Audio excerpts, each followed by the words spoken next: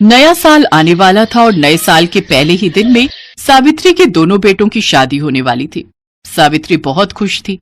उसका सपना जो पूरा होने वाला था, घर में 2 बहुएं आएंगी, मेरा घर खुशियों से भर जाएगा, कितना मजा आएगा, नया साल और नई खुशी एक साथ शुरू होगी। लेकिन सावित्री को नहीं पता था कि नए साल में खुशी नहीं दुख का पहाड़ आकर दरवाजे पर दस्तक देने वाला था। सावित्री ने अपने दोनों बेटों के लिए खुद लड़की पसंद की थी। उसकी होने वाली दोनों बहुएं शहर से थीं, इसीलिए सावित्री सीना तान कर पड़ोसियों से कहती रहती थी, मैं शहर से बहुएं ला रही हूँ, हाँ देख लेना कितनी सुंदर है मेरी दोनों बहुएं। जरा सावधान रहना सावित्री दीदी, ये कलयुग है कलयुग, ऊपर से शहरी लड़की घर में आते ही कलेशना शुरू कर दे। अरे नहीं नहीं, ऐसा कुछ नहीं होगा, लड़कियां बहुत अच्छी हैं, मैंने खुद पता लगाया है, और घर में छोटे मोटे कलेश तो होते ही रहते हैं, उसमें क्या है। और नया साल आ गया। सावित्री के दोनों बेटे अमित और आकाश की शादी हो गई। अगले दिन सबसे पहले अमित अपनी बीवी मधु को लेकर घर आया। आओ बड़ी बहू, अंदर आओ, आने में कोई तकलीफ तो नहीं हुई? नहीं माँ जी, ये बोलकर मधु ने सावित्री के पैर छू लिए। सावित्री बड़ी खुश हुई। वाह बहू वाह, कितने अच्छे संस्कार हैं तुम्हारे, शहरी लड़की होकर भी पैर छूती हो। क्यों नहीं माँ जी, बुजुर्गों के पैर छूने में शांति मिलती है। वाह वाह वाह, क्या उच्च विचार हैं तुम्हारे। सावित्री अपनी बड़ी बहू की तारीफ कर ही रही थी कि तभी उसका छोटा बेटा आकाश अपनी बीवी पूनम को लेकर आ गया। माँ जी प्रणाम। अरे वाह, मेरी छोटी बहू भी आ गई, जीती रहो बेटी। लेकिन तभी मधु ने कहा, पूनम तू? मधु तू इस घर में क्या कर रही है? मैं इस घर की बड़ी बहू हूँ, मैं भी इस घर की बहू हूँ, छोटी बहू। क्या तू मेरी देवरानी है? नहीं, ये नहीं हो सकता, मैं तेरे साथ नहीं रहना चाहती हूँ। चल चल, तेरे साथ भी कौन रहना चाहती है, चल हट। सावित्री, अमित और आकाश हैरान हो गए। तुम दोनों एक दूसरे को पहचानती हो क्या? ये मेरे कॉलेज में थी, 1 नंबर की चुड़ैल लड़की है ये। हाँ, तू है चुड़ैल, कॉलेज में 100 लड़कों के साथ घूमती थी और यहाँ आकर अच्छी बहू बनने का नाटक कर रही है। अरे जा जा जा, तू तो 1000 लड़के घुमाती थी, चुड़ैल कहीं की। दोनों घर के बाहर खड़े होकर ये सब करने लग गई और बाहर पड़ोसियों की भीड़ जमा हो गई। सावित्री तो हैरान रह गई। अरे ठीक है, बाद में लड़ लेना, पहले अंदर तो आ जाओ तुम दोनों, बाहर सब लोग देख रहे हैं। अरे देखने दीजिए, मैं किसी से डरती हूँ क्या? मेरे भैया पुलिस में हैं। हाँ तो मेरे जीजाजी भी आर्मी में हैं। अब बोल चुड़ैल। दोनों अपने मुंह से गंदगी निकालने लगी। पड़ोसियों का क्या है, वो तो हर झगड़े में मजे ही लेते हैं। अमित और आकाश ने बहुत समझाकर दोनों को घर के अंदर भेजा। सावित्री खड़ी की खड़ी रह गई। एक पड़ोसी ने उसे टॉन्ट मारकर कहा, सावित्री दीदी हैप्पी न्यू ईयर जी। उसके दोनों बेटे अपनी अपनी बीवियों को कमरे में रखकर अपनी माँ के पास आए।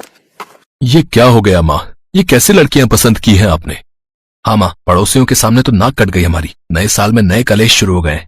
सावित्री सदमे में थी। अचानक से ये सब हो जाएगा, ये उसने सपने में भी नहीं सोचा था। उसने कहा, बेटा मुझे कैसे पता होगा कि ये दोनों पहले से एक दूसरे को पहचानती हैं और आपस में दोनों की दुश्मन भी हैं। पहले पता होता तो थोड़ी ना मैं इनसे तुम दोनों की शादी करवाती।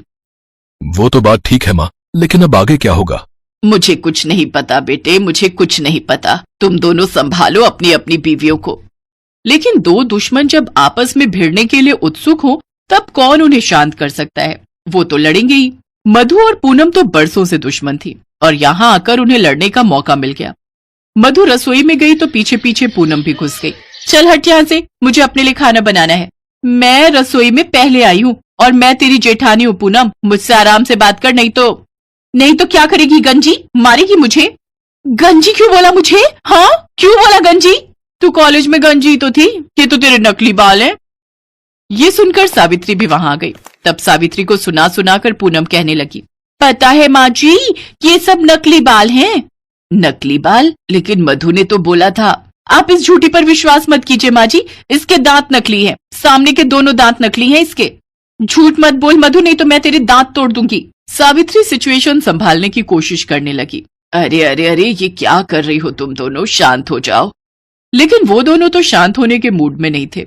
इस तरह हर बात पर दोनों झगड़ने लगी। हर छोटी छोटी बात पर दोनों में हाथापाई होने लगी और आसपास के लोग घर के अंदर झांक झांक कर मजे लेने लगे। अरे वाह, अब जाकर मोहल्ले में कुछ मजेदार कलेश हो रहा है, बहुत मजा आ रहा है। सही कहा भाभी, मैंने तो पहले ही सावित्री दीदी को कहा था, लेकिन वो तो बहुत उछल रही थी। शहरी बहू लाने का घमंड था उनमें। अब देखो कैसा लगता है।